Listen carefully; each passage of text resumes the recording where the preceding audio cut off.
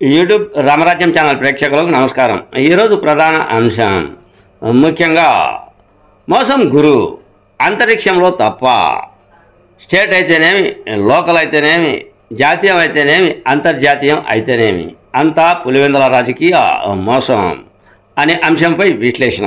ఈ విశ్లేషణ మీరు చూసే ముందుగా మీరు నా ఛానల్ లైక్ చేయండి, షేర్ చేయండి, ఆ తర్వాత సబ్స్క్రైబ్ చేయండి. మీరు నా ఛానల్ లైక్ చేసి షేర్ చేసి సబ్స్క్రైబ్ చేయడంతో పాటు ఇదే వీడియో నలుగురికి పంపిస్తే 10 నుంచి 20 మందికి చేరేందుకు మీరే అవకాశం కల్పించినట్టు ఉంటుంది.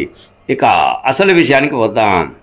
ప్రస్తుతం నేషనల్ కాదు, ఇంటర్నేషనల్ కాదు, స్టేట్ కాదు, ఆ తర్వాత జిల్లా కాదు, తాలూకా కాదు, ఎక్కడ చూసినా అవినీతి, మోసం గురు అనేది చర్చ జరుగుతూ ఉంది.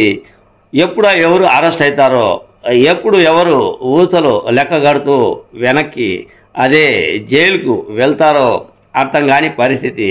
ఇది ఏ రాజకీయ నాయకుడు ఎదుర్కోలేదు, కానీ ఆంధ్రప్రదేశ్లో పులివెందుల నేత ఎదుర్కొంటూ ఉన్నాడు.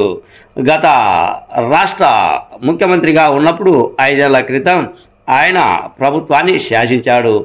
ఎన్నో రకాలైన పరిపాలనా పద్ధతులను పాటించాడు, ఎన్నో రకాలైన పథకాలను ఆయన ప్రవేశపెట్టాడు. కానీ ఆ పథకాలు అటు తర్వాత ప్రజల యొక్క శ్రేయస్సు అనేటివి పని చేయలేదో ఏమో. జగన్మోహన్ రెడ్డి ఇప్పుడుండే పరిస్థితి ప్రకారం ఎమ్మెల్యే అయ్యాడు, ఎమ్మెల్యేగా మిగిలాడు.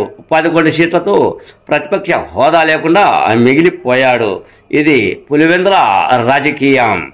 అయితే ఈ పులివెందుల రాజకీయమే మోసం గురు అన్నట్లు ఒక అంతరిక్షంలో తప్ప, అంతరిక్షంలో రికమెండేషన్లు ఐఏఎస్ ఐపీఎస్లు ఆ తర్వాత పెద్ద పెద్ద అధికారులు అంతరిక్షంలో ఉండింటే అంతరిక్షంలో కూడా సూర్యుని, చంద్రుడిని ఆ తర్వాత చందమామను కూడా కొనే పరిస్థితి ఉండేది ఏమో.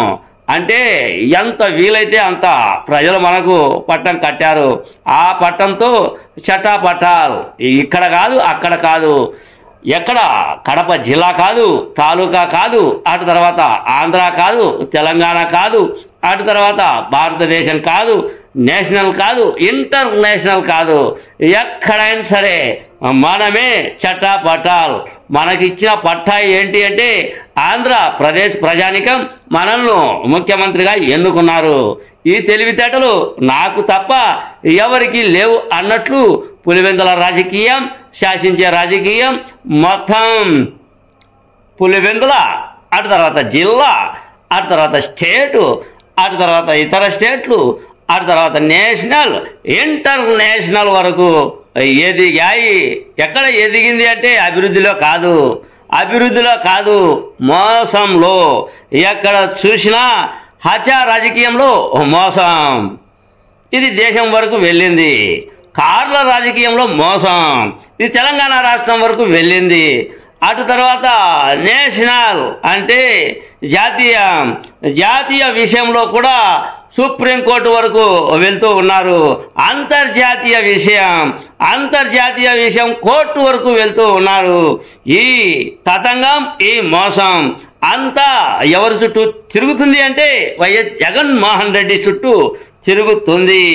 అంటే పులివెందుల్లో ఒక ఎమ్మెల్యే, ఆ ఎమ్మెల్యే అయిన తర్వాత రాష్ట్ర ముఖ్యమంత్రిగా అయితే ఎంతైనా మనం శాసించవచ్చు. మనకు ప్రజలు పట్టా కట్టారు, ఆ పట్టాని మనం దేన్నైనా శాసించవచ్చు, ఒక అంతరిక్షంలో తప్ప అనే నానుడి 5 ఏళ్ళు కొనసాగింది. పాపం పండిందో, అటు తర్వాత పాప పరిహారాలకు కాలం వచ్చిందో తెలియదు. కానీ ప్రస్తుత రాజకీయ స్థితిగతులు ఏ విధంగా ఉన్నాయి అంటే పులివెందుల విషయానికే వద్దాం. పులివెందుల్లో ఉన్నటువంటి రాజకీయ నేతలు, తెలంగాణలో ఉన్నటువంటి కార్లు, ఆ కార్లు 6 స్వాధీనం చేసుకున్నారు. వాడికి బాడిగలు లేవంట, వాళ్ళకి ఇంకోటి లేదంట, కేసు నమోదు. కానీ ఆ కార్లను అప్పగించారు. తెలంగాణలో ఉన్న వ్యక్తిని మోసం చేసినందుకు మళ్ళీ ఆ కార్లు, అది కూడా వైఎస్ జగన్మోహన్ రెడ్డి అనుచరులు అనేది ప్రస్తుతం హల్చల్ రాజకీయం. అటు తర్వాత ఇక హత్య విషయానికి వస్తే దివంగత నేత ఎవరు వివేకానంద రెడ్డి హత్య విషయం. ఈ హత్య విషయం ఇప్పటికీ తేటతెల్లం కాలేదు. ఎంతో సుప్రీంకోర్టు వరకు భారతదేశం అంతా ఇదే చర్చ జరుగుతుంది. కానీ తిరుగుతూ ఉంది. ఇది భారతదేశ చరిత్రలో ఇది ఒక కేసు, అంటే దేశ రాజకీయ కేసు.